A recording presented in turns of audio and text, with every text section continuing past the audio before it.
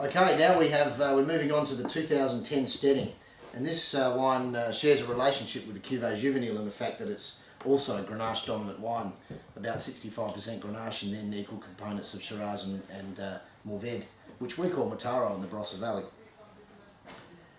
It also comes from vines that are 60 to 80 years of age, but the difference between the Cuvée Juvenile and the Steading is that this wine spends time in oak, and it spends time in 300 litre hogsheads, and it spends 24 months, and those hogsheads are old, so they're not new oak, they're old oak, and really it's just about the oxidation through the maturation process. And when you smell the wine, it adds a much more complex character because the wine spent time in oak. So we're smelling a little bit more savoury notes in this wine. It tends to have a little bit more sort of that bacon fat and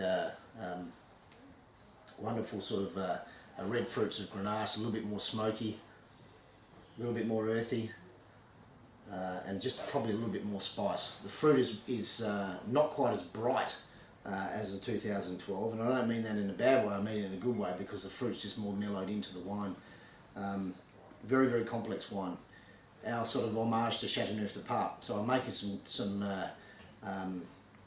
comparisons with the wines of the Rhone, and we're not trying to make wines that look like the Rhone wines, but we're making a comparison because this is really what they do in the southern part of France in Chateauneuf de Pape, and it's certainly what we do in the Barossa Valley. Really delicious, and Grenache and lamb is a perfect combination. I think this sort of wine with a little bit of smokiness, put a few chops on the barbecue, you're home and hosed.